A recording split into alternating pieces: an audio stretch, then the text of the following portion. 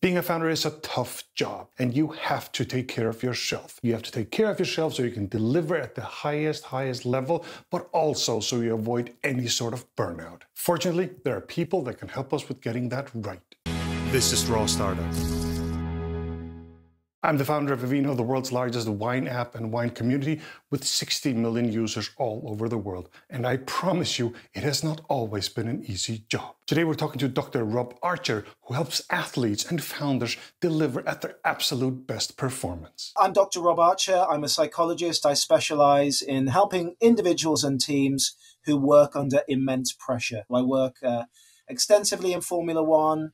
I also work with Olympic teams. I work in Premiership football, all kinds of different elite sporting teams. Today we're talking about the mental health risks of being a founder, and especially what can we do to prevent problems, but also help us deliver at the absolute highest level. We will go through the high performance routine, a routine that I believe can help you. My routine is actually pretty close to what we're going to talk about today, and I found that it helps me. But I also found that when I don't do the routine, things fall apart really quickly. I don't believe you can perform without a great routine. Finally, in the video, we also have some free resources that can help you, so stay tuned for that. Founders are different and face problems that are very different from what other people see in normal jobs. So we have to take especially good care of ourselves. So, on the face of it, founders should have terrible mental health, because generally speaking, they are facing working conditions that are much more extreme than just your average employee. So there's three things that I would point to. Firstly, they are under much more intense time pressures, and they generally work longer hours. You know, they probably would not be acceptable or even legal to an employee. Secondly, they are much more prone to isolation. So we know that social support for your average employee is incredibly important, but founders, it's easy for founders to become isolated, especially in the early days. So that's not trivial either. And then finally, founders frankly work odd hours. All three of those things are non-trivial challenges to mental health and performance. So we have all these challenges, but how do we deal with all that pressure and stress? So in general, founders are excellent at dealing with stress. One of the advantages that they have is that they tend to be personalities who like stress, are good at dealing with it, and they have high levels of job control. So these are actually protective factors. The issue with stress into a certain routine, a certain pattern of behavior, which I call the flatline way of working, that tends to be a bigger challenge to founders than stress itself. Okay, let's dig into flatline a bit. Flatline is where stress becomes chronic and it starts to interfere deadline. You're generally speaking working flat out towards the deadline. What most people do at that point is they go into a kind of crunch mode, an emergency mode, where they're recovering less. They might not be exercising. They might be quite pinned to their desks. These are quite normal things in a deadline. The flat line is when that way of behaving, that kind of routine, becomes the new normal. That is when the flat line becomes unsustainable, and it's almost the opposite of what a high-performance routine is. I've tried this many times. Maybe you're closing around or something like that. It's told you cannot be in crunch mode all the time. When crunch time is your normal, that's when you're in trouble. Your performance will go down, and there might be risks to your mental health. That's flatline. So what is a high-performance routine? Okay, now we're going to look into the 4 stages of a high-performance routine. A high-performance routine is a way of dividing your day up into distinct stages. So the 4 stages of a high-performance routine are preparation, performing with focus and intensity, warming down, and recovery. And the evidence is it doesn't actually matter whether you're an elite athlete, whether you're a senior leader in business or a founder. If you can spend a few minutes of your day in each of those 4 stages, not only are you going to be able to sustain a much higher level of performance, you're also going to be happier and healthier. Good, we know what it is now. Let's look at these 4 stages, what we can do, how we do it. First, there is preparation. The purpose of a preparation stage is twofold. Firstly, it's about an athlete. Nearly all of the athletes that I've ever worked with have a mental preparation ritual that allows them then to perform at their best. It's exactly the same in business. There's a lot of evidence that having a mental preparation ritual is going to help you to perform at your best. So that's number one. Number two, preparation is about narrowing your priorities. Most of your founders have probably got 100, 200 things to do each day. You need to work out what is really the wood for the trees, the signal from the noise. What are the 3 or 4 things that you really need to do today?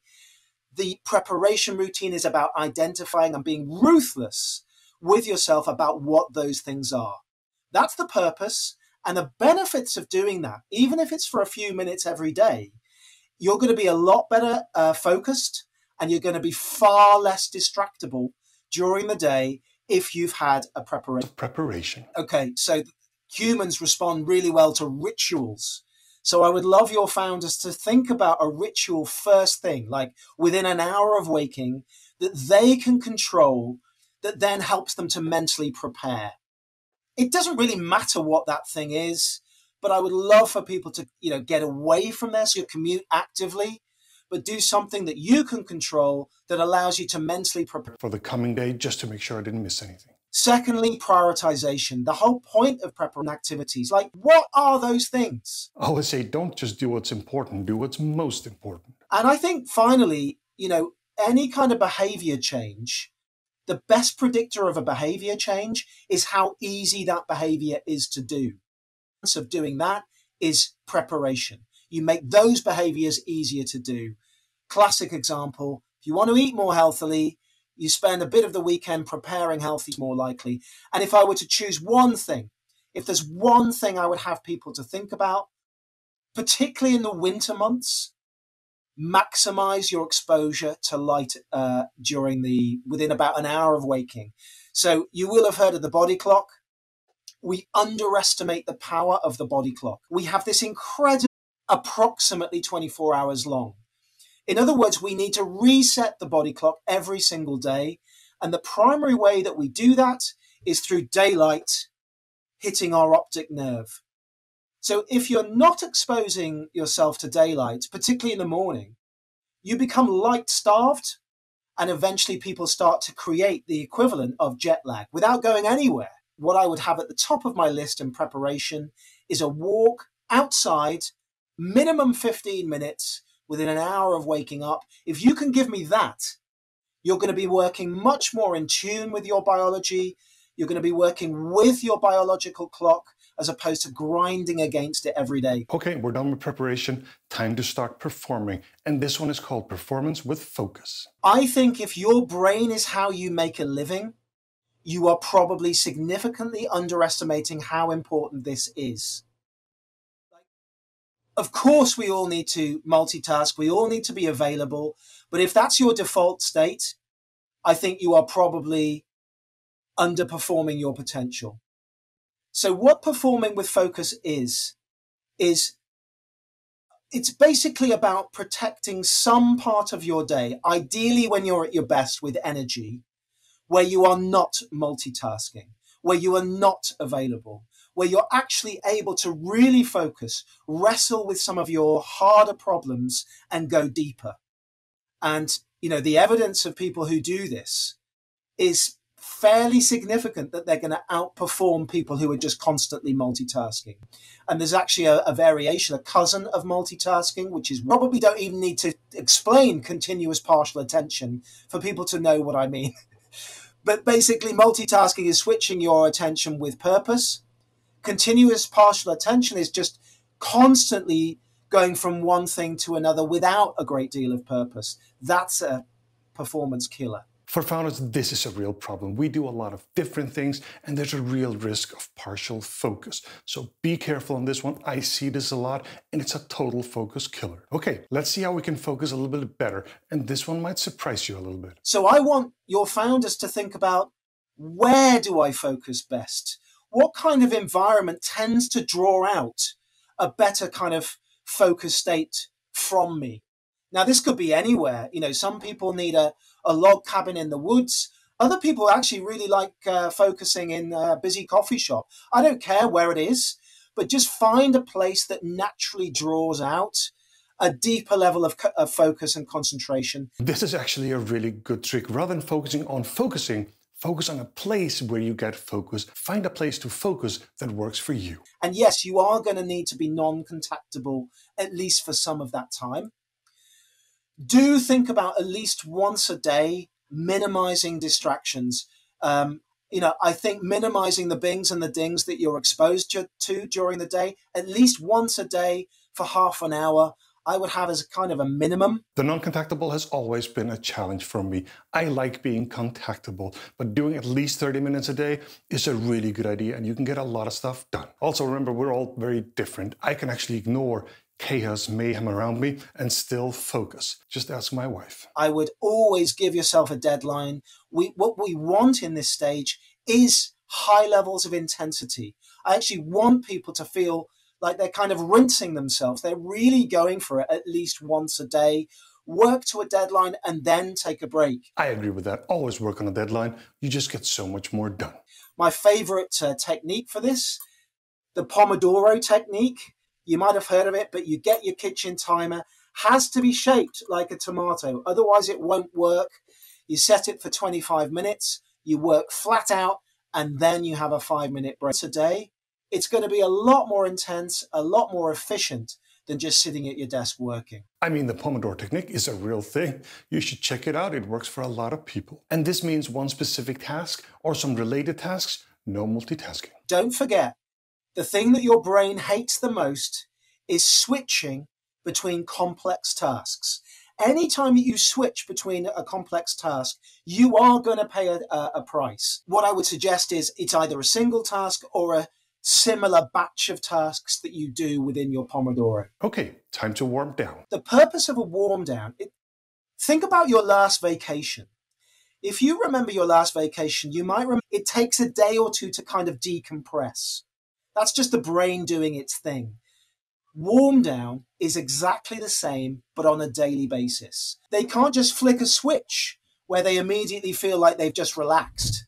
Most people need some kind of a warm down routine or ritual at the end of the day to help them to decompress. So the purpose of a warm down phase is that it's about decompressing. It's about being deliberate about your recovery. And crucially, it's about closing down any open loops that you can. It's about looking ahead at the next day, being proactive to try to lower your anxiety as you go into the recovery stage. For me, warm down is an important part of my daily routine. Usually sit on the couch, relax, watch some television. And when I don't get it done, it usually messes things up. So it's important to get done. Also during warm down, I look at my calendar for tomorrow and prepare a little bit for the day to come. What I want your founders to think about is when during the day or evening do you begin to borrow energy from the next day? Like for me, I like working in the evening. I actually have a burst of energy at that time. But if I go beyond 10 p.m. consistently, I pay a price the next day. When is it for you? I want your founders to think about when is that time for you and to write it down. Founders, I've tried both, worked in California with Europe and in Europe with California. This is not easy, especially the latter. Working in Europe with California is difficult because your day never ends. You have to have a cutoff. Secondly, I want you to think about a bedtime. If you think about how we get children to go to sleep, usually with children, you don't just give them a bunch of emails and shove them into bed. Usually there's a bath time, there's a story time, then bed. It's a very sort of predictable ritual happening and by the way, if you get that ritual right 4 days out of 5, the day when the benefits of a high performance routine compound. This is important. It's not about perfection. It's not about going to bed at 11 every single night. Get 4 out of 7 done. That's also good. It all helps. Now we have recovery. There's no athlete that I know of who doesn't see recovery as part of their jobs. And the reason for that is because they know without recovery, their ability to perform in the next match is going to be worse.